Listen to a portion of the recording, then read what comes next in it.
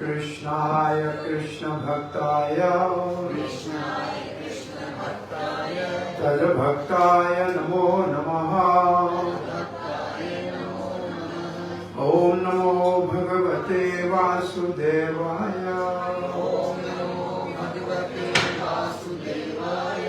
ओम नमो भगवते वासुदेवाय। ओम नमो भगवते वासुदेवाय। नारायणं नमस्कृत्यं नरं चैव नरोत्तमं देवीं सरस्वतीं व्यासं ततो जयमुदीरये। नष्टप्रायेषु भद्रेषु नित्यं भागवत सेवया भगवती उत्तम श्लोके भक्तिर्भवती नैष्टिकी। कृष्णाय वासुदेवाय देवकी नंदनाय च नंदगोपकुमाराय गोविंदाय नमो नमः। जय श्री कृष्ण चैतन्य प्रभु नित्यानंद श्री अद्वैत गदाधर शिवासदि गौर भक्त वृंदा। हरे कृष्णा कृष्णा कृष्णा हरे हरे हरे राम राम राम हरे हरे। हरे कृष्णा। श्रीमान विमल जी और सविता के निवास स्थान पे प्रातः श्रीमद् भागवत के सत्संग में आप सबका हार्दिक स्वागत है। श्रीमद् भागवत महापुराण के छठे स्कंद के पहले 3 अध्यायों में भगवान नाम उच्चारण के द्वारा असहाय भक्तों का कैसे उद्धार करते हैं और पुराना इतिहास अजामिल का उसका वर्णन जो है उसके तीसरे अध्याय का आज हम 17वें श्लोक से आगे पाठ करेंगे, श्रवण वर्णन करेंगे। यमदूतों ने यमराज को शिकायत की कि आज तक आपके आदेश का किसी ने उल्लंघन किया नहीं था। पहली बार उस पापी अजामिल को हमने गले में यम फांस डाल दिया था। आत्मा उसके हृदय से निकाल रहे थे। अनायास उसके मुख से नारायण नाम उच्चारण हुआ और 4 विष्णु दूतों ने आकर हमारे जम फांस को काट दिया और उसको बचा लिया। कहा तुम भय मत करो और हमको वहां से भगा दिया। तो अब हम आपसे ये जानना चाहते हैं कि आपके अतिरिक्त और कोई भी न्याय करने वाला है क्या?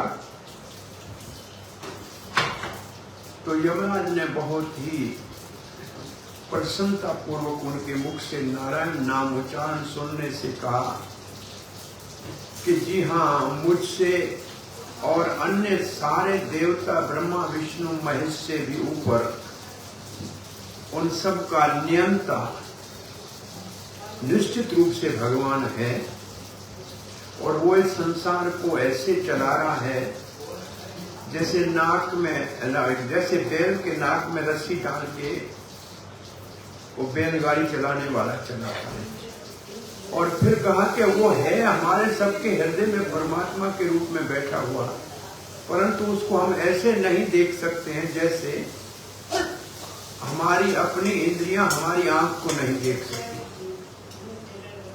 तो यमदूत कहते हैं अच्छा है, आप भगवान की महिमा कह रहे हैं, भगवान को तो रहने दीजिए, वो तो बड़ा है, हम तो उसके बारे में पूछ रहे हैं कि वो चार कौन थे जो हमको हरा गया, हमको हरा दिया और अजामिल को छुड़ा दिया। तो यमराज जी लोग कहते हैं तस्य आत्मा तंत्रस्य हरे अधिष्ठो परस्य माया अधिपतेरमात्मना। ये जो सारा संसार का तंत्र चल रहा है, हरि इसका अध्यक्ष है और हरि इस माया का भी स्वामी है। और ये तो ठीक है। फिर कहते हैं प्रायण दूता ही वही मनोहर। उस हरि के जो दूत है ना, वो बड़े मनोहर होते हैं, बहुत सुंदर होते हैं, आकर्षित होते हैं। चरंती तद रूप, और वो विचरण करते हैं और उनका रूप गुण स्वभाव वो प्राय भगवान जैसा ही होता है। तो अब उनके बारे में बताया था, वो चार विष्णु दूत जो थे वो भगवान के दूत थे, उनका प्राय स्वभाव भगवान जैसा ही है, वो बड़े मनोहर हैं। तो भगवान का सबसे बड़ा स्वभाव क्या है जो हमारे लिए बहुत बड़ा आनंद है? वो भक्तवत्सल, दीन बंधु। तो ये भी विष्णु दूत भी उसी प्रकार से भक्तों की रक्षा के लिए आते हैं। उसके लिए ये श्लोक आगे लिखा है, भूतानि विष्णु सुर पूजितानि। वो जो विष्णु दूत हैं वो बड़े बड़े देवताओं के द्वारा भी पूजित है, देवता भी उनकी पूजा करते हैं। दुर्दर्श लिंगानी महाअद्भुतानि, उनका दर्शन भी दुर्लभ है, वो किसी को मिलता भी नहीं है। रक्षन्ति ते भक्ति मत प्रेभ्यो, जो भक्त हैं उनकी वो रक्षा करते हैं। मतश्च मर्त्याम अथ सर्वतश्च, मृत्यु लोक में, संसार में भक्तों को दुख से बचाते हैं, त्रिताप से बचाते हैं, संकट से बचाते हैं, पाप से बचाते हैं। और ये इस धरती के ऊपर दिखना भी इनको मुश्किल है। इसमें प्रभुपाद जी ने विशेष रूप से लिखा है, भगवान ने तो ये भगवत गीता में कहा है, कौनते प्रतिजानी नमे भक्त प्रणश्यति। और भागवत में भी कहा है, पदम पदम न विपदाम यद, जिसके लिए कदम कदम के दुनिया में सबके लिए संकट है, और भक्तों के लिए ये दुनिया का सागर एक गाय के बछड़े के खुर में पानी है, इतना छोटा हो जाता है, बच्चा भी उसके ऊपर से फलांग के जा सकता है। तो ये जो, और फिर प्रभुपाद ने एक बात बताई कि संसार के अंदर बड़ा भय लगा रहता है कि कभी महायुद्ध हो जाएगा, महामारी हो जाएगी, विश्व युद्ध हो जाएगा। तो भक्तों को निश्चित होना चाहिए कि ये श्लोक इस बात का आश्वासन देता है कि सर्व संकट से भगवान अपने भक्तों की रक्षा करते हैं। कैसे करते हैं? अपने ऐसे भक्तों के द्वारा जिसको विष्णु दूत कहा जाता है। अब यमराज धर्मराज शिक्षा दे रहे हैं यमदूतों को, जो उन्होंने पहले नहीं दी थी। इसकी वजह से वो अजामिल को ला रहे थे। अब कहते धर्मात् साक्षात भगवत प्रणीतम। धर्म जिसको कहते हैं वो भगवान स्वयं साक्षात देते हैं। धर्म कोई इंसान नहीं बनाता है, धर्म देने वाले भगवान है। न वही विदो हो ऋषियो नापि देवा। उस भगवान के धर्म को तो बड़े बड़े ऋषि भी नहीं जानते हैं, बड़े बड़े देवता भी नहीं जानते, न सिद्ध, ये सिद्ध लोग भी नहीं जानते हैं। मुक्त्या असुरा मनुष्य, तो फिर मनुष्य और असुर उसको कैसे जान सकता है? कुतोनो विद्याधर चारण आदि। जब भगवान के धर्म देने वाला भगवान है, भगवत गीता में एक श्लोक भगवान ने लिखा है, न मे विदु सुरगण न देव ऋषि न महर्षि। भगवान कहते हैं मुझे न तो देवता जानते हैं न महर्षि जानते हैं, क्योंकि मैं तो उनका आदि हूं। ऐसे भगवान के धर्म को भगवान ही जानता है और कोई नहीं जानता है, क्योंकि भगवान देने वाले। तो पूछा कि भगवान देवता और तो नहीं जानते हैं, आपको हो सकता है कि देवलोक में बड़ा सुख है, आनंद लेते हैं, तो ऋषि तो जान सकते हैं। बोला ऋषि भी नहीं जान सकते। बोला क्यों? मैं उनका उनको प्रकट करने वाला ही मैं हूं। तो अगर कोई कहे कि बेटे को कहे कि तुमने बाप की शादी देखी थी, वो कहां से देखेगा? बेटा था ही नहीं तो बाप की शादी का पता कैसे होगा? प्राय कभी कभी शादी का एल्बम निकाल के बैठते हैं तो बेटे कहते हैं मेरा फोटो कहाँ है इसमें? तू था ही नहीं तो तेरा फोटो कहां से आएगा? तो ये देवता तो थे ही नहीं तो उनका फोटो आएगा कहां? तो भगवान ने उनको उत्पन्न किया है। अब तो यमदूत कहते हैं तो फिर बड़े बड़े देवता, ऋषि, सिद्ध, चारण, ये भी अगर धर्म को नहीं जानते हैं तो फिर कौन जानता है? तब कहते हैं हम 12 जानते हैं। स्वयंभू ब्रह्मा, नारदो नारद, शंभु भगवान शंकर, कुमारो 4 कुमार, कपिलो कपिल देव, मनु स्वयंभू मनु, प्रहलादो प्रहलाद महाराज, जनको जनक महाराज, भीष्मो भीष्म पितामह, बलि बलि महाराज, व्यासिकी सुखदेव गोस्वामी, वयम और मैं अपना नाम आखिर में लेते हैं। अब इनमें से स्वयंभू मनु, ये स्वयंभू तो ब्रह्मा है, वो भी ग्रस्त है, पत्नी है उसकी। नारद ब्रह्मचारी है, शंभु पार्वती पति है, कुमार चारों ब्रह्मचारी है, कपिल सिद्ध पुरुष है, मनु शत्रुपा के साथ शादी किया है, 3 पुत्र, 2 पुत्र और 3 पुत्रियां हैं। प्रहलाद ग्रस्त है, जनक ग्रस्त है, भीष्म ब्रह्मचारी है, बलि ग्रस्त है और सुखदेव ब्रह्मचारी है। तो ऐसा है कि 12 महाजनों में आधे ग्रस्त हैं और ये धर्म को जानते। 12 विजानीमु, हम 12 जानते हैं धर्म को, हम उस विश्व धर्म को जानते हैं। धर्मम भागवतम भटः, ए भटा, ये मेरे यमदूतों, हम 12 इस धर्म के रहस्य को जानते हैं। धर्मम भागवतम भटः गुह्यम विशुद्धम दुर्बोधम, ये धर्म बिल्कुल गोपनीय है, विशुद्ध है और दुर्बोध है, आसानी से किसी को नहीं मिलेगा। ये तो केवल गुरु की कृपा से किसी को प्राप्त हो सकता है, अपने आप नहीं मिल सकता है। यम ज्ञात्वा, इसको अगर किसी को प्राप्त हो जाए, जान ले, अमृतम अश्नुति, तो उसका जीवन अमर हो गया, उसको तो अमृत की प्राप्ति हो गई। और इसी के तात्पर्य में लिखते हैं कि ये जो गुह्यतम धर्म है, जो गोपनीय धर्म है, इसका वर्णन 9वें अध्याय भगवद गीता में हुआ है। राज विद्या राज गुह्यम पवित्रम इदम उत्तमम प्रतीक्षा भगम धर्मयम सुसुखम कर्तुम अव्ययम। और ये गुह्यतम धर्म 18वें अध्याय भगवद गीता में जहां ये श्लोक आता है, गुह्यत्रम, गुह्य से भी गुह्य, ये मेरा धर्म है जो अर्जुन मैं आपको सुना रहा हूं।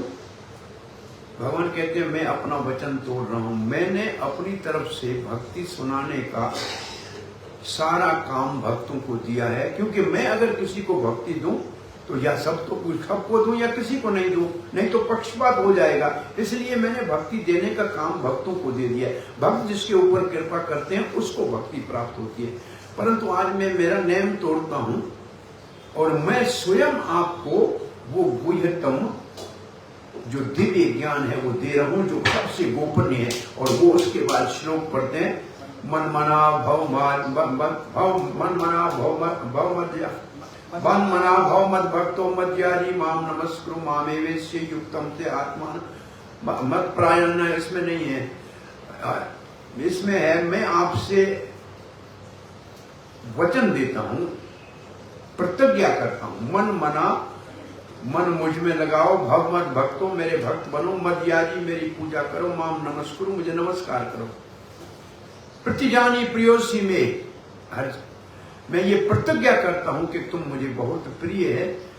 इसको कहते हैं भगवान के अवतार का मुख्य उद्देश्य ये श्लोक है, मिशन ऑफ कृष्ण।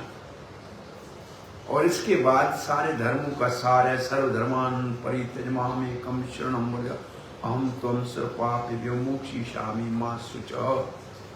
ये है गुह्यतम ज्ञान भागवत में और भगवद गीता में। और भागवत में तो दूसरे श्लोक में इस गुह्यतम ज्ञान का जानकारी दे दिए, धर्म प्रोजित कैतवो निर्परमो।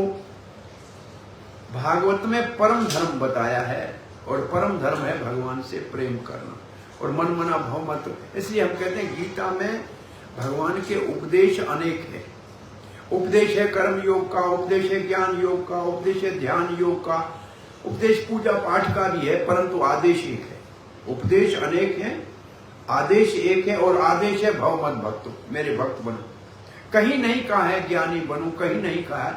और ठीक तरह से भगवत गीता को पढ़ोगे तो भगवत गीता के 6ठे अध्याय में लिखा है, अनेक जन्म संसिद्धिम, अनेक जन्मों में सिद्धि को जब पूर्ण प्राप्त करेंगे तब मेरे पास आएंगे। इसका मतलब योगी 6ठा अध्याय है ध्यान योग का, बहुत जन्म लगते हैं। 7वें अध्याय में लिखा है, बहुनाम जन्मानी बहुनाम जन्मनाम अंते ज्ञानवान माम प्रपद्यते। इसका मतलब ज्ञानी को बहुत जन्म लेने के बाद मुझे प्राप्त करने का सौभाग्य प्राप्त होता है। तो योगी को बहुत जन्म, अनेक जन्म, ज्ञानी को अनेक जन्म, और भक्त के लिए 12 अध्याय में क्या लिखा है, भवामी निचरात पार्थ मयि आवेशित चेतसाम, मैं देर नहीं लगाऊंगा, इसी जन्म में गरुड़ के ऊपर चढ़ के आऊंगा और उसको संसार सागर से निकाल के लाऊंगा। कोई जन्म ज्यादा निचरात, देर नहीं लगेगी, समय उसमें नहीं लगेगा। ये तो भगवत गीता का बहुत स्पष्ट, पढ़ोगे तो ये बहुत स्पष्ट लिखा हुआ है। जब ज्ञानी को बहुत जन्म लेना पड़ेगा, जब योगी को बहुत जन्म लेना पड़ेगा, तो कर्मी तो उस लिस्ट में आता ही नहीं। कर्मी को तो जन्म ही लेना पड़ेगा। परंतु ये दूसरे इतने जन्मों के बाद पवित्र होते हैं, एक जन्म की बात नहीं। तो यहां ये 12 नाम है कि ये धर्म जानना बहुत मुश्किल है, दुर्बोधम, इसका बोध इतना आसान नहीं है। और इसको कोई जान लेता है तो अमरता को प्राप्त होता है। इसलिए इन महाजनों की शिक्षा के ऊपर चलना चाहिए, महाजनों की शिक्षा के ऊपर चलना चाहिए। अब कहते हैं, एतावान एव लोके अस्मिन् पुंस धर्म परः स्मृतः भक्ति योगो भवन्ति तन्नाम ग्रहण आदि भी। अब निर्णय बता रहे हैं, सुनो यमदूतो, इसलिए ये भक्ति सर्वश्रेष्ठ धर्म है जिसका शुभारंभ भगवान के नाम जपने से होता है और भगवान के कीर्तन करने या भगवान की कथा सुनने से होता है। ये श्लोक का अर्थ है। इसलिए एतावान एव लोके अस्मिन्, इस दुनिया में पुंसान मानव मातर के लिए धर्म पर धर्म का मतलब सबसे महान धर्म, परम धर्म। और वो क्या है, सवई पुंसाम परो धर्मो मत यतो भक्ति अधोक्षरी। भागवत में लिखा है परम धर्म है भगवान, एक ही धर्म है, परम धर्म एक है जो सारे संसार के जीवों के लिए है। वो है कि सबके हृदय में जो भगवान ने प्रेम भर के भेजा है उसको जगा दे। वो धर्म जो आपके प्रेम को जगाए वो परम धर्म है। तो इसका मतलब परम धर्म तो प्रेम है, प्रेम ही, भगवत प्रेम ही परम धर्म है। अब वो सबके हृदय में पहले से पड़ा है, अब उसको जो जगाए वो परम धर्म है। को जो धर्म उसको जगाने में सहायता करता है वही धर्म है। और चैतन्य चैतन्यमृत में ये श्लोक है, कृष्ण प्रेम नित्य सिद्ध साध्य कबू नाही। भगवान का प्रेम पहले से सिद्ध का मतलब जैसे चावल पुराने जमाने में हंडी में पकाते थे ना, एक दाना निकाल के देखते थे, गल गया तो कहते सिद्ध हो गया, इसका मतलब तैयार हो गया। ऐसे कृष्ण प्राण पहले से तैयार पड़ा है, कहीं उसको लाने की जरूरत नहीं, कहीं से मिलेगा नहीं। श्रवण आदि शुद्ध चित्ते करे उदय, जब भगवान की कथा कीर्तन सुनेंगे तो उसका प्रकट्य हो जाएगा। जैसे उदय, सूर्य का उदय, कोई आदमी सूर्य को बुलाने जाता है तब उगता है, अपना समय आने के ऊपर उग जाता है। अगर कोई सवेरे उठेगा तो उगता हुआ देख सकता है। सूर्य रोज उगता है लेकिन उगते हुए देखने वाले बहुत कम है, उठते ही नहीं गए तो देखेंगे कैसे। तो भगवान का प्रेम सबके अंदर पड़ा है, लेकिन जो उसको जगाएगा वही भाग्यशाली बनेगा। एक पुराना उदाहरण देते थे, मई जून की गर्मियों के अंदर पानी तो धरती में होता है लेकिन बीच में हवा आ जाती है और पंप चलाने से पानी नहीं आता है, हवा आती है तो वैक्यूम बन जाता है बीच में। तो बुद्धिमान लोग जानते हैं कि पानी खत्म नहीं हुआ है, बीच में हवा आ गई है, तो क्या करना चाहिए, पानी की बाल्टी लेके 2-4 जगह ऊपर से डाल देते थे, हवा निकल जाती थी, पंप चलाओ तो पानी आ जाता है। ऐसे ही प्रेम तो भगवान का भरा पड़ा है पहले से, बीच में माया ने थोड़ा वैक्यूम बना दिया है। एक कथा की 2-4 बाल्टी कान के द्वारा हृदय में जाएगी तो प्रेम अपने आप प्रकट हो जाएगा। कोई और कहीं बाहर से लाना नहीं, आपके अंदर पड़ा है, उसको सिर्फ बाहर निकालना है। वो निकालने का साधन आना चाहिए। एक पुरानी एक हंसने की बात है, एक बच्चे ने रुपया निगल लिया, बाप बड़ा बेचारा दुखी हुआ, उठा के बच्चे को अस्पताल के लिए रोड पे खड़ा हो गया, गाड़ी को हाथ दिला, एक बड़ी गाड़ी आके रुकी, और गाड़ी जैसे रुकी उसने कहा क्या बात है? बोला बच्चे को अस्पताल ले जाना है। क्या हो गया? बोला रुपया निकल लिया। बोला इधर लाओ बच्चा। वो बच्चे को पांव से नीचे पकड़ा उल्टा करके और गले के पीछे मुक्का मारा, रुपया बाहर गिरा। आप बड़ा खुश हो गया, कौन से डॉक्टर? तो बड़ा कमाल कर दिया, बिना ऑपरेशन के बच्चा ने रुपया निकाल दिया।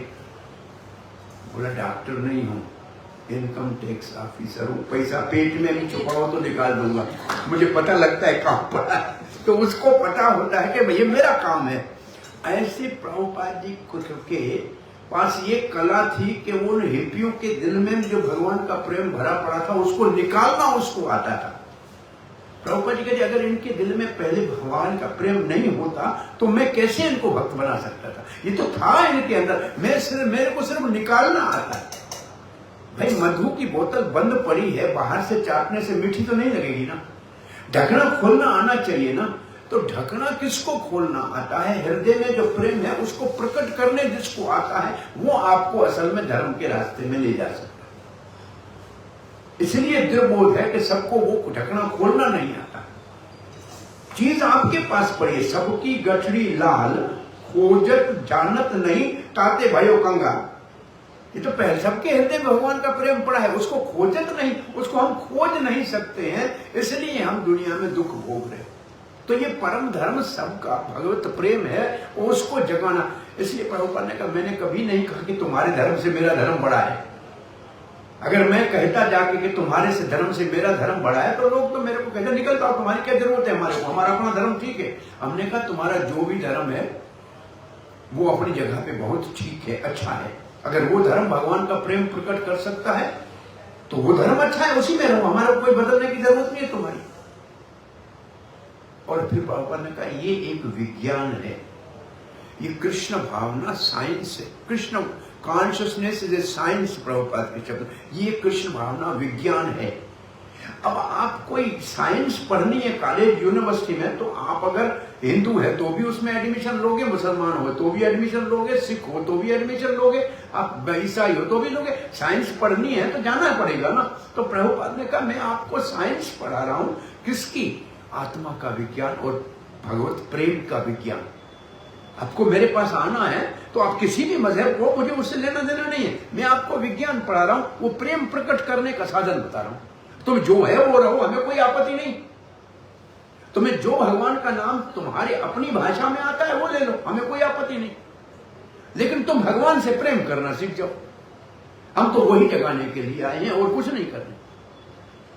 तो ये जो, इसलिए यहां कहा है कि सबसे, ये यम धर्मराज कह रहा है परम धर्म है भक्ति जो भगवान के नाम आदि लेने से शुरू होती है। तब नाम ग्रहण आदि भी, भगवान के नाम आदि के अंदर का मतलब होता है कीर्तन आदि सब लेने से शुरू होती है। आगे श्लोक में कहते हैं नाम उच्चारण महात्म्यम हरे पश्य पुत्र का। अब अपने यमदूतों को कहता है बेटा बहुत स्नेह से देखो नाम उच्चारण का कितना महात्म है। तुमने अपने आंखों से देखा ना, अजामिन लो अपी, अजामिन जैसा पापी ये न मृत्यु पाशात मुच्य, वो मृत्यु के पास से बच गया। ये तुमने आंखों से देखा ना कि नाम का कितना बल है, कितना नाम शक्तिशाली है। ये तो प्रमाण आप अपने आंखों से देख के आए हो ना। अजामिन जैसा दुष्ट जो था वो भी पाप का पुंज था, पापी से बड़ा पापी था, परंतु यमपाश से बच गया। एतावता अलम, अलम शब्द का अर्थ है बहुत बड़ा महत्वपूर्ण अर्थ। एतावत अलम अघन रहनाय पुंसाम संकीर्तन भगवतो गुण कर्म नाम नाम। इसलिए यमदूतों सुनो, पाप अघ का मतलब पाप नाश करने के लिए भगवान के संकीर्तन से ज्यादा और कोई उत्तम साधन है ही नहीं। विकृत पुत्रम भगवान यजामिलो, अरे भगवान का नाम समझ के भी नहीं लिया था, अपने बेटे का नाम नारायण उस पापी अजामिल ने लिया था। नारायण एति म्रियमाण या मुक्तिम, वो भी अंत समय नाम लेने के कारण अपने बेटे का नाम नारायण रखा था, वो भी मुक्ति का अधिकारी हो गया। तो यहां यमदूत कहते हैं आपके इस श्लोक से हमें यह लगता है कि सावधानी से भगवान के नाम का संकीर्तन करें, वो तो चलो भगवान के धाम जा सकता है, परंतु अजामिल ने तो नाम आभास जाने अनजाने में नाम का तो महत्व भी नहीं जानते, फिर उसने कैसे ले लिया उसको? तब बोला अलम का यही अर्थ है कि जाने अनजाने में, अपराध से ले या बिना अपराध के लिए, लेकिन भगवान का नाम लेगा तो पाप तो अंत समय मृत्यु के समय नाम आ गया, इसका मतलब उसके पाप नहीं थे तब नाम आया। अलम का मतलब है ऐसे लोग जो अनायास किसी कारण से हो। अब ये सब सुनने के बाद कहते भाई मरते समय कोई सुअर ने मानो कि उसको आके काटा किसी को, तो उसने कहा हराम, ये तो हराम है। तो हराम शब्द में अंतिम समय हराम इतना कहा और मर गया, तो विष्णुदूत उसके निकट नहीं आए, इसने हाय राम कहा है, हो सकता है हराम है कि हाय राम है पता नहीं लग रहा। तो डाउट का फल जो है उसको मिलता है, इसको भी कहते हैं नाम आभास हो गया, जाने अनजाने में ऐसे मुख से निकल गया। यमराज कहेंगे भाई इसमें लिखा है कि जो भगवान का नाम जपता है, वैष्णव है, तिलक लगा हुआ है, कंठी माला पहनी हुई है, उसके ऊपर हमारा अधिकार नहीं है। तो कहते एक व्यक्ति कोई बेचारा ऐसे अंतिम समय उसका था, अकेला था, हिल नहीं पा रहा था, गिर पड़ा और पेड़ के नीचे बैठा था, ऊपर कौवा आया और उसने बीठ गिराई उसके माथे के ऊपर, वो ऐसे गिरी जैसे तिलक लगा हो। अब यमदूत कहते हैं इसका तिलक लगा है, पता नहीं, इसको हाथ हम नहीं लगाएंगे, इसको हमें पहले पता है कि ये बड़ा। तो ये ऐसा अनजाने में गलती से भी यमदूत अब इतने सावधान हो गए हैं कि जिसके ऊपर थोड़ा सा भी भगवान का चिन्ह नजर आता है उससे दूर भागते हैं। इतनी ऐसी शिक्षा दे रहे हैं। तो ये श्लोक बहुत बड़ा आगे कह रहे हैं यमराज जी शिक्षा देते हुए, मेरे ख्याल में ये हमने पढ़ा कि नहीं पढ़ा। प्रायेण वेद तद इदम न महाजनोयम। तो फिर यमराज के दूत कहते हैं भैया हमने तो शास्त्र सारे पढ़े हैं, उसमें तो ऐसी बात लिखी नहीं। तब कहते हैं प्रायेण, प्राय का मतलब 90% से ज्यादा, वेद तद इदम न महाजनो अयम देवया विमोता। वेद लिखने वाले जैमिनी जैसे ऋषि, दो नाम लिखे हैं, जैमिनी याजनवाक्य ऐसे ऋषि भगवान सी माया से मोहित होके परम धर्म का वर्णन नहीं करते हैं, कर्म कांड का, पूजा पाठ का वर्णन करते हैं। वो सारे धर्म शास्त्र पूजा पाठ के धर्म से भरे पड़े हैं, ये पूजा करो, ये पूजा करो, इसकी पूजा करो, ये फल मिलेगा। किसी इन सब को माया ने ऐसा मोहित कर दिया है कि देव्या माया मतिर्ता बत माया अलम त्रया जड़ी कीर्तम। जड़ी कीर्तम का मतलब उनके सारे कार्य जड़ हैं, चेतन तो है ही नहीं।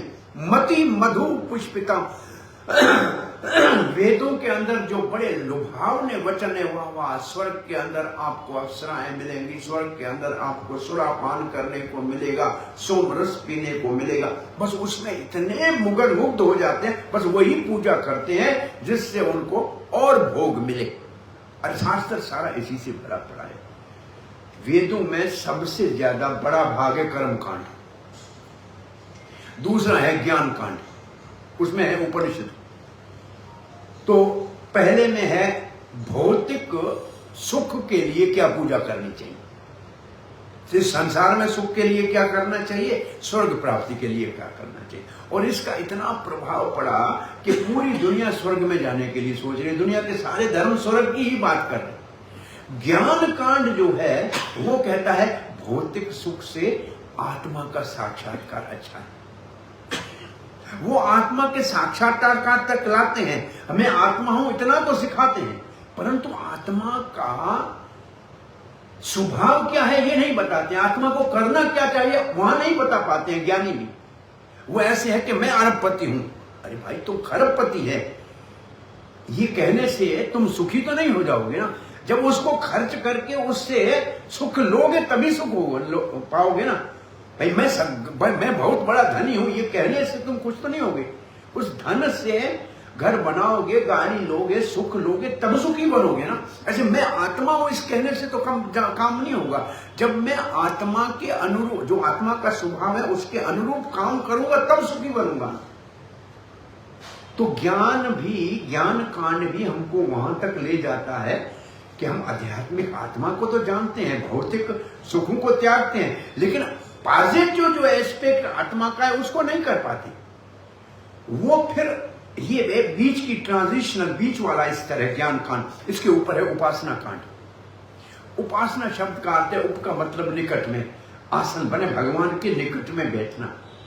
वैसे उपनिषद का भी अर्थ है कि हमारे को खींच के भगवान के पास ले जाए, लेकिन उपनिषदों के प्राय उपनिषदों में जो है बहुत ही घुमा फिरा के बात की गई है, अप्रोक्ष बात कही गई है। उसको सीधा समझना बहुत मुश्किल है, आसानी से उसको समझा नहीं जा सकता। एक शब्द के दो श्लोकों में एक ही शब्द है, उनका अर्थ अलग है। तो उसको इसलिए फिर भागवतम जो है वो वेदांत के ऊपर व्यासदेव का अपना जो है तात्पर्य है, और भागवत के अंदर विशेष रूप से जो भक्ति है वो जीव आत्मा का सकारात्मक कार्य है, वो परम धर्म है।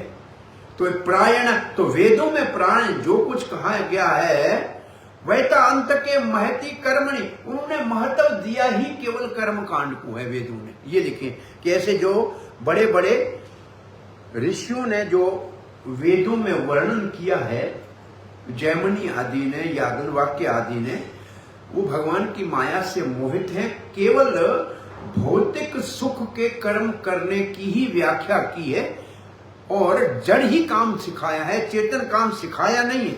और तब कहते हैं फिर अब क्या करना चाहिए, एवं विमर्श्य शुद्ध्यो भगवती अनंते सर्वात्मना विदधते खलु भाव योगम तमेन दंडम हरन्त्यथ यद्य अमीशाम स्यादपातकम तदपि हन्ति उर्गायवाद। अब कहते हैं ये सब बातें आपको हमने कही है, इसको यमदूतों मेरे बेटो ध्यान से सुनो। इसलिए बुद्धिमान व्यक्ति को अपने जीवन के सारी समस्याओं को मिटाना है तो भगवान की भक्ति का साधन जीवन में शुरू कर देना चाहिए, और जिसमें कोई बहुत कुछ मुश्किल नहीं है, केवल भगवान का नाम लेना है, और वो भगवान कहीं दूर नहीं है, आपकी दिल में बैठा हुआ है। आप नाम भगवान का ले रहे हैं, भगवान आपकी दिल में बैठा हुआ जान रहा है। लेकिन ऐसा एक पुरानी बात मेरे को हंसी की याद आती है कि लोग ऐसे पूछते हैं कि भाई भगवान का नाम तो सब ले रहे हैं, लेकिन सबका तो वो भाव वैसा तो नहीं, सबको फल मिल रहा है। तो एक छोटा, अच्छा, एक माँ थी रसोई के अंदर काम कर रही थी। रसोई में एक दूध चढ़ा हुआ था, खीर बन रही थी, घी चढ़ा हुआ था, पूरी तल रही थी, आटे में हाथ था। बेटा कमरे में रोया, माँ सब काम छोड़ के वो आग पे भागती हुई बच्चे को जाके उठा के गोद में बिठाया, लड्डू खिलाया, चुप कराया, फिर जाके काम किया। 5-6 दिन के बाद माँ कोई काम नहीं कर रही थी, आंगन में बाहर बैठी हुई थी, मूंगफली खा रही थी। बच्चे ने माँ रोया 3 बार 4 बार, माँ गई नहीं। बच्चा का गला सूख गया। माया आके बोला, माँ उस दिन मैं एक बार रोया था, तुम भागती हुई आई थी, आज मैं कितनी देर से रो रहा हूं, आप आ नहीं रही। माँ हंस के कहा, बेटा उस दिन तुम मेरे लिए रोया था, आज तुम लड्डू के लिए रो रहे हो। इतना माँ को भी पता लगता है कि बच्चा माँ के लिए रो रहा है कि लड्डू के लिए। तो क्या इतना भगवान को पता नहीं लग रहा है कि माँ है, नाम जप रहे हैं, माल के लिए जप रहे हैं कि भगवान के लिए जप रहे हैं? इतना तो भगवान को पता लगता है कि नहीं लगता है? तो जो माँ जो जिसके लिए रोते हो वो मिल जाएगा भाई। बहुत से ऐसे मैं जानता हूं भक्त नाम जपते हैं। एक कहा महात्मा कह रहा है, कोई हनुमान की उपासना कर रहा था और बहुत कठोर उपासना कर, अंतिम दिन उपासना करता और पूजा करने के बैठा तो ऊपर से बंदर आया, उसके ऊपर टट्टी कर, तो वो चला गया जाके, गुरुजी तो बड़ा समस्या हो गया। आखिरी दिन जब वो मेरा जो साधन पूरा होना था तो ऊपर डंडी ने, बंदर ने तो ऐसे विष्ठा कर दी। गुरुजी हंसने लगे कि बोला, तुम्हारे साधन का उद्देश्य नाम कमाना था, प्रतिष्ठा थी, आश्रम बनाना था क्या? हमारा ऐसा ही हमारा विचार था। बोला तो फिर सही है, उसका मतलब तुम्हारे दुनिया का भोग मिलेगा जो विष्ठा के बराबर है, वो तेरे को मिल जाएगा। तो जो तुमने चाहा वो तो मिल गया। वो फिर बता रहे महात्मा, वो बहुत बड़ा प्रतिष्ठित साधु बना है और बड़ी पूजा हो रही है, लेकिन भगवान के लिए तो किया नहीं था कि भगवान मिले। तो आपने जो पूजा जिसलिए किया था वो तो आपको मिल गया। एक बहुत बड़े विद्वान भागवत आचार्य वृंदावन में हुए, करीब 100 साल से बड़े थे हम, उसको दर्शन हमारे को उसका हुआ था। पंडित जी कहते थे, गोवर्धन में रहते थे, जो बीच में दान घाटी वहां रहते थे। एक भागवत कथाकार ने कहा, महाराज भागवत में लिखा है कथा करने से भगवान का प्रेम होता है, इतना सारा हम कथा कर रहे हैं, अभी तक प्रेम तो मिला नहीं। बोला कोई महाराज बड़े सरल थे, किसी को संकोच में डालना नहीं चाह रहे थे, एम्ब्रेस नहीं हो। बोला नहीं हो जाएगा। बोला महाराज बहुत कर लिया, अभी तक नहीं हुआ। तो आखिर महाराज ने कहा, तुम काहे के लिए करते हो कथा? तुम जिस मनोकामना से कर रहे थे वो तो सब पूरी हो गई कि नहीं हुई? तुम्हारा आश्रम बन गया, तुम्हारे पास सब धन धान्य सब आ गया ना, तो तुमने भगवान के प्रेम के लिए किया ही नहीं था, तो प्रेम क्यों मिलेगा? तुमने जिस काम के लिए किया था वो तो मिल ही गया। तो प्राय हम सब नाम तो बराबर एक जैसा जपते हैं, लेकिन वो जानता है किस लिए जप रहे। आप अगर कुछ मानते तो वो जान छुड़ाने में खुश है। माँ कितनी खुश होती है कि अगर बच्चा लड्डू से खुश हो जाए तो वो खाने दो, खिलौने से खुश हो जाए तो जान छुड़ाती है। माँ भी ऐसे करती है कि नहीं, खेल लो खिलौने में खेल लो। आजकल की माँ खिलौने में नहीं खेलते हैं, मोबाइल देती है। हमारे तो बच्चे जो है ना, वो खाते ही तब है, मैं देखा है, वो मोबाइल में कुछ यूट्यूब लगाएंगे, वो तब वो एक मुंह से खाएंगे, नहीं तो खाते नहीं। ये असल में अच्छी बात नहीं है, लेकिन है बहुत खराब स्थिति आ गई है। तो खुश हो जाए अगर हम लड्डू के ऊपर, और जो कहते मुझे नहीं चाहिए लड्डू, मुझे नहीं चाहिए खिलौना, मुझे माँ चाहिए, तब भगवान प्राप्त होता। तो छोटे में खुश हो, भगवान भी कहता है कि कुछ लेके खुश हो जाए तो मेरी जान छूटे, क्योंकि भगवान भक्ति देने के बाद भक्त के पराधीन हो जाते हैं। भगवान को भक्त के पराधीन बनना पड़ता है, और इसके लिए भगवान भक्ति देने में सुदुर्लभ है, इतना आसानी से नहीं देते हैं। आप प्रयास भी करो फिर भी नहीं देंगे, क्योंकि उनको देने में थोड़ा सा अच्छी तरह से परीक्षा लेते हैं कि ये मेरी भक्ति मेरे लिए कर रहा है या मुझसे कुछ चाह रहा है। सिर्फ प्रभुता को भजे सब, प्रभु को भजे न कोई। भगवान से लेने वाले सब हैं, भगवान को लेने वाला कोई नहीं।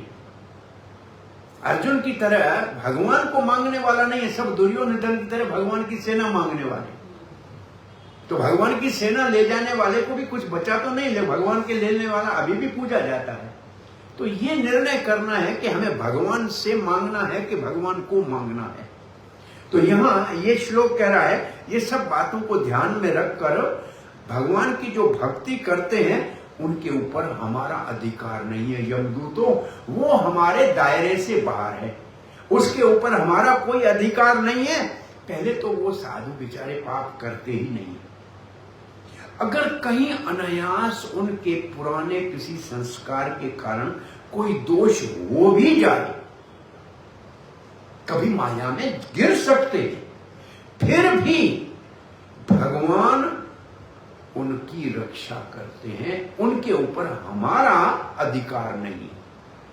कहते पाप कर भी सकते, लेकिन फिर भी क्योंकि वो भगवान का नाम उच्चारण करते हैं। भगवान कैसे? उर्गायवाद। उर्गायवाद का अर्थ है जिसके मुख से भगवान का नाम उच्चारण करता है, जो भगवान शक्तिशाली है, वो उनकी रक्षा कर लेते हैं। और अब 28वें श्लोक में कैसा था? ते देव सिद्ध परिगीत पवित्र गाथा, ये साध्वः समदृश्य भगवत प्रपन्ना। ये ते देव सिद्ध परिगात पवित्र गाथा। ऐसे सुनो मेरे यमदूतों, ऐसे भक्तों के पास जाना ही मत। उनके ऊपर हमारा कोई अधिकार नहीं है। कौन से? ये देव सिद्ध परिगीत पवित्र गाथा, ये साधव समदृश्य भगवत प्रपन्ना, जिन्होंने भगवान का शरण लिया है और जो समदृष्टि है, सबके साथ समान भाव से रहते हैं, और जिनकी महिमा बड़े बड़े देवता भी गाते हैं। तान न पसीदत हरे गदया अभिगुप्तया। उनकी रक्षा भगवान अपनी गदा से करता है। भगवान की गदा से वो सुरक्षित है। नैषाम वयम, उनके ऊपर हमारा अधिकार नहीं है। नच्च वयः, काल का भी अधिकार नहीं है, ब्रह्मा जी का भी अधिकार नहीं है। वो ब्रह्मा जी के, काल के और हमारे अधिकार से बाहर हैं। प्रभवाम दंडे वयम प्रभवाम दंडे, वो हम उनको दंडित नहीं कर सकते। ये श्लोक कह रहा है, सुनो मेरे यमदूतों, उन भक्तों के पास जाना ही नहीं जिन्होंने पूर्ण रूप से भगवान के चरणों का शरण लिया है। वो समदृष्टि है, और उनकी गाथा तो बड़े बड़े देवता और सिद्ध गाते हैं। उनके निकट भी कभी नहीं जाना। भगवान की गदा उनकी रक्षा करती। मैं ब्रह्मा या काल भी उनके ऊपर अधिकार नहीं रखते हैं, वो हमारे अधिकार से बाहर हैं। अब कह रहे हैं उनको तो, उनके पास तो जाना ही नहीं, तो किसको लाऊं? तान आन्य धम, उनको ले आना। तान आन्य धम, उसको ले आना। असत्तो विमुखान मुकंद, जो भगवान से बेमुख है, मुकंद से बेमुख है। मुकंद से किस चीज से बेमुख है? पदार विंद मकरंद रसाद अजरसम, भगवान के चरण कमलों से जो मधु चूता है, जो अमृत रस है, जो सदा अमर बनाने वाला है, उसमें जिसको रुचि नहीं है। नैष किंचन ही परमहंस कुलई असंगई, जो भगवान के परमहंस भक्त हैं, उनका संग नहीं करते हैं। दो बातें कहते हैं, जो भगवान की अमृतमयी कथा नहीं सुनते हैं और जो भगवान के भक्तों का संग नहीं करते हैं। जुष्टाद ग्रहे निर्रिह वर्तमानी बद्ध तृष्णाम, तो क्या करते हैं वो तो केवल बस अपने घर परिवार में इंद्रिय तृप्ति में जो लगे हुए उनको पकड़ के लाना। तो दो को नहीं लाना बोला है। दो काम नहीं करते हैं और एक काम करते हैं, उनको लाना। दो काम कौन से नहीं करते हैं? भगवान की कथा का अमृत नहीं पीते और भगवान के भक्तों का संग नहीं करते। कौन सा काम करते हैं? केवल सुबह से शाम तक बस अपने कुटुंब भरण पोषण और इंद्रिय तृप्ति में लगे हुए, वो अपने जूरिडिक्शन है, उनके ऊपर हमारा अधिकार है, उनको लेके आना। परंतु उनके पास जाना ही मत जो भगवान की गदा से सुरक्षित हैं और जो भगवान की भक्ति में निरंतर शरणागत होके समदृष्टि है, उनके पास मत जाना। एक और श्लोक में कहता है किसको लाना। यमराज कहते हैं प्रभुपाद ने इसके ऊपर एक श्लोक दिया है भागवत के दूसरे स्कंद से, देहापत्य कल्त्रा आदिषु आत्म सैन्यस्य असत्व अपि तेषां प्रमत्थो निधनम पश्यन् अपि न पश्यति। लोग समझते हैं कि शायद बहुत बड़ा संकट आएगा तो मैं कुछ मित्र बनाता हूं, मेरी रक्षा कर लेंगे, अरे मेरे परिवार वाले हो सकता है रक्षा कर लेंगे, मेरा धन बचा लेगा। लेकिन जानते नहीं है कि ये सारे सैनिक जो हैं असफल होते हैं। जब अंत समय आता है तो कोई साथ नहीं निभा सकता और कोई भी आपको ले नहीं जा सकता। एक पुरानी कथा सुनाई जाती थी। एक राजा था जिसकी 4 रानियां थी, काया, कंचन, कीर्ति, करुणा। राजा एक रानी काया से तो इतना प्रेम करता था, जहां जाए उसको ले जाए, जो मांगे उसको खिलाए, जो चाहे उसको पहनने को ले दे।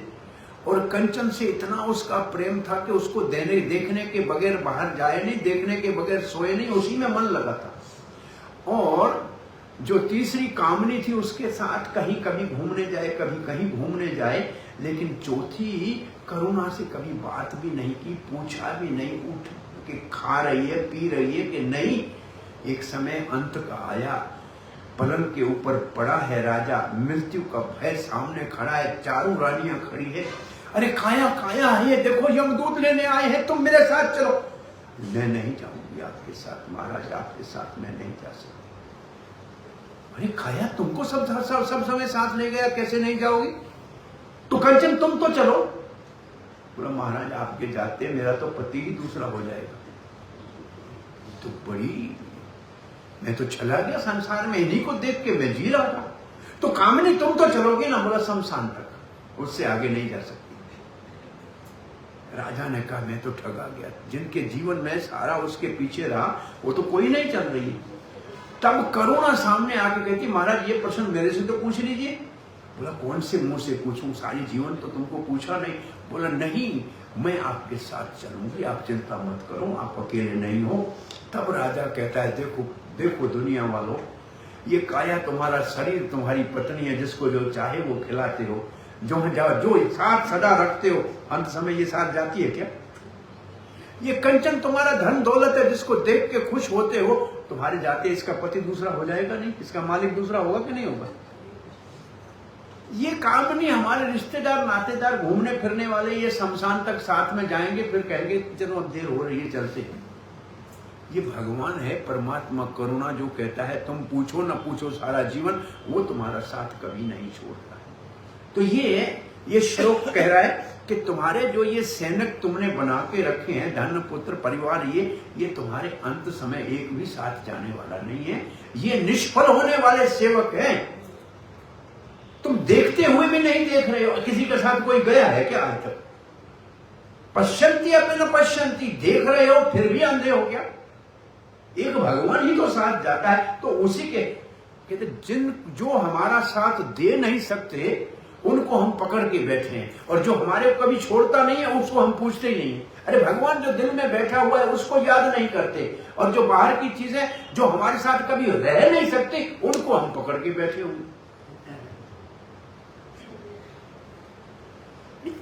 बात सीधी है, लेकिन माया इतनी प्रबल है, कितना भी हम सोचे करके करेंगे वही जो पहले कर रहे हैं। ये माया बहुत बड़ी प्रबल है, बहुत बड़ी प्रबल। अब कहते हैं उनको ले आना मेरे पास। जीवान वक्ति भगवत गुण नाम ध्येयम, जिसकी जीवा से भगवान के गुण रूप नाम लीला का उच्चारण न होता है, उनको पकड़ के ले आना। चेतश्च न सुमरति चरणारविंदम, जिसकी चेतना, जिसका मन भगवान का सुमरण नहीं करे, उनको पकड़ के लाना। कृष्णाय नो नमन्ति तचेर एकदापि, एक बार भी जिसने भगवान श्री कृष्ण को प्रणाम नहीं किया है, माथा नहीं टेका है, उसको ले आना। सीधा नाम लिखा है कृष्णाय नो नमन्ति तचीर एकदापि, एक बार भी। सकृतवि कृष्ण प्रमाणो, पद्म पुराण में लिखा है, एक बार भगवान को प्रणाम किया हो तो अश्वमेध यज्ञ के साथ तुलना करना भी पाखंड कहा जाएगा, क्योंकि अश्वमेध करने वाला स्वर्ग से वापस आ सकता है, भगवान को प्रणाम करने वाला भगवत धाम जाता। एक बार भगवान को प्रणाम, सकृतेव परपना, एक बार भगवान को प्रणाम कर ले तो उसकी तुलना कर्म कांड के अश्वमेध यज्ञ से करना भी पाखंड है, क्योंकि यज्ञ वाला तो स्वर्ग से वापस आएगा, भगवान को प्रणाम करने वाला कभी जन्म मृत्यु में नहीं आएगा। ये पद्म पुराण लिख रही है। तन्ना निधम, उनको पकड़ के लाना, असत्य, वो असत्य को पकड़ के बैठे हैं। असत्य का मतलब जो सदा रहने वाला नहीं है, उसको पकड़ के बैठे हैं, दुनिया को पकड़ के बैठे हैं। कृत विष्णु कृत्या, अरे विष्णु का कार्य तो कर नहीं रहे, जो विष्णु का कार्य है, भगवान का कार्य है, वो तो कर नहीं रहे। जो केवल असत्य को पकड़ के बैठे हैं, उनको मेरे पास ले आना।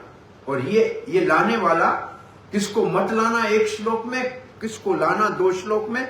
अब कहते हैं ततक्षम्यत्वां स भगवान पुरुष पुराणो नारायण स्वपुरुष यद असत्कृतं न स्वानामहो न विदुषां रचिता अंजलिनां क्षांतिर्गरीयसे नमः पुरुषाय भूमन। इतना कह के यमराज ने कहा, भगवान और भगवान के भक्तों का मेरे सेवकों के द्वारा अपराध हो गया है, अपमान हो गया है।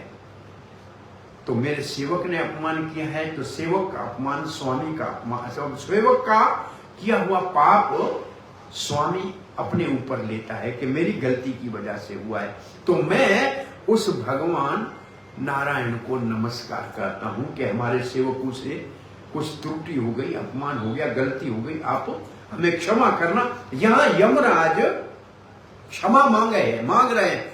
तत्क्षम्यताम भगवान पुरुष पुराणो, क्षमा करना भगवान, आपके दूतों का मेरे दूतों के द्वारा अपमान हो गया है, ये हमको क्षमा करना। अपने आप को, अपने सेवकों के अपराध के कारण यमराज सोच रहा है कि मैं उनसे क्षमा याचना मांग रहा हूं। तो भगवान को कहते हैं, मेरे सेवकों से आपका अपराध हो गया है।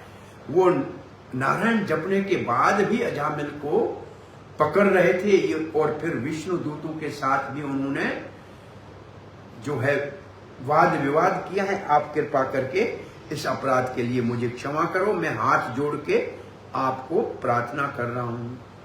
अब कहते हैं, तस्माद संकीर्तनम विष्णु जगन मंगलम महंसम, इसलिए सुन लो भगवान विष्णु का संकीर्तनम, हरे कृष्णा कृष्णा कृष्णा हरे हरे, हरे राम राम राम हरे हरे। जगन मंगलम, ये जगत का मंगल करने वाला है।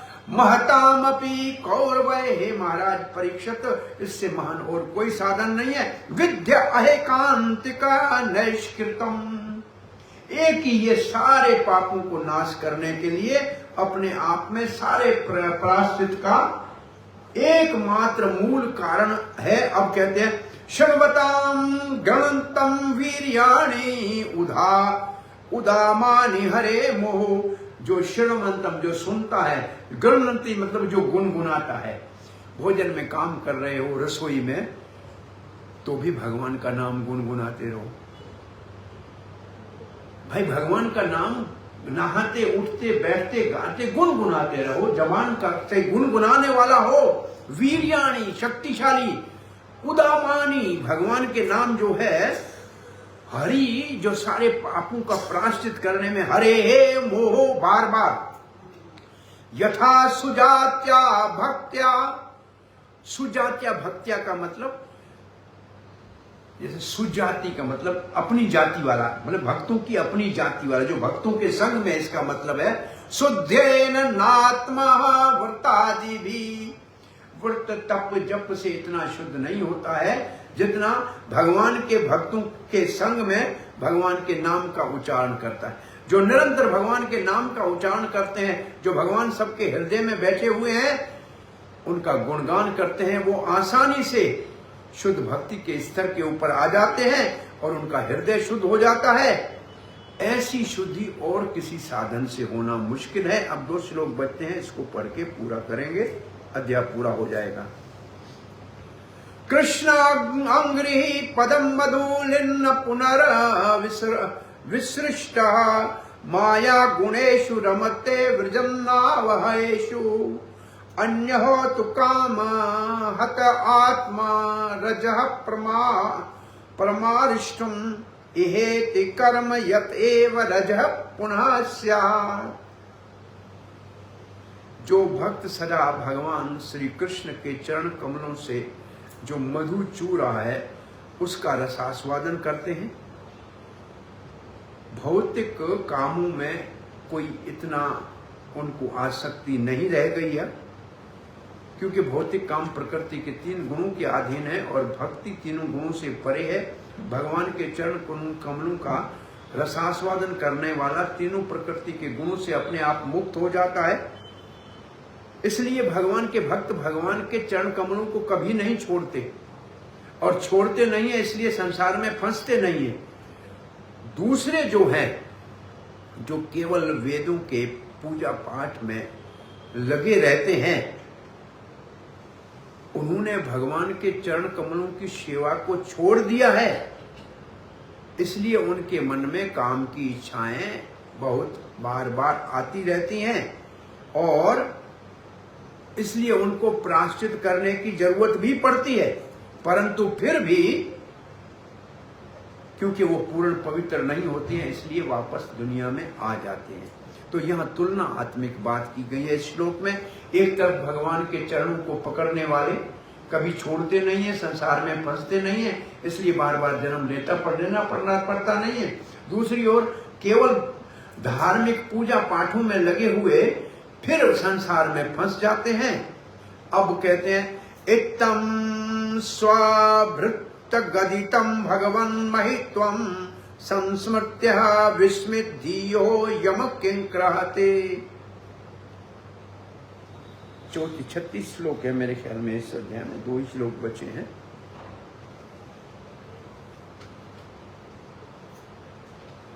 अब कहते हैं, ये पूर्णाहुति कर रहे हैं, यमदूतों ने अपने स्वामी के मुख से जब ये सब सुना कि भगवान का नाम गुण रूप लीला कितना शक्तिशाली है, वो बड़े आश्चर्यचकित हो गए।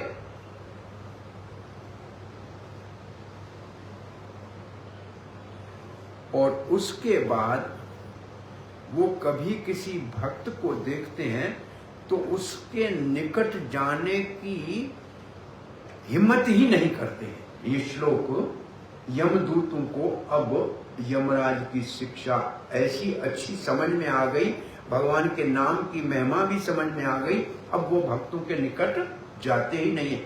इतिहासम इमं गुह्यम, ये बड़ा गोपनीय इतिहास है। भगवान कुंभ संभव, कुंभ कहते हैं अगस्त ऋषि को। ये अगस्त ऋषि ने ये इतिहास हमको बताया। कच्छामास मलाया हिल में जब बैठा हुआ था, मलाया पर्वत पे, आसीनो हरिम अर्चम, जब भगवान की पूजा कर रहा था, भगवान की ओर हाथ करके कहा, ये भगवान का शब्द खा के कहता हूं कि ये इतिहास सच्चा है अजामिल का, जो मैंने आपको बताया है, इसके ऊपर आप विश्वास करो। अब अंतिम श्लोक है, नहीं ये पूरा हो गया, श्लोक पूरे हो गए। हरे कृष्ण। तो ये सुबह के सत्र में हमारे 3 अध्याय 6ठे स्कंद के अजामिल के उद्धार का प्रसंग हमने पूरा किया, और सुबह वाले सत्र में तो और शाम को तो पूरे भागवत का ही सारांश हमने श्रवण किया। अब जो हमने श्रवण किया है, भगवान हमारे हृदय में बैठे हुए हैं, वो हमारे हृदय में टिका रहे और हमारा जीवन भगवान के भक्ति के सेवा में लगने के लिए प्रेरित हो, और हम अपने मानव जन्म के इस दुर्लभ अवसर को सफलतापूर्वक सिद्धि के रास्ते में आगे बढ़ के और भगवान के चरणों की भक्ति को प्राप्त कर सकें। इन शब्दों के साथ ये 7 दिवसीय जो कथा सत्संग भागवत के माध्यम से था उसको पूर्णाहुति पे पहुंचाते हैं। हरे कृष्ण।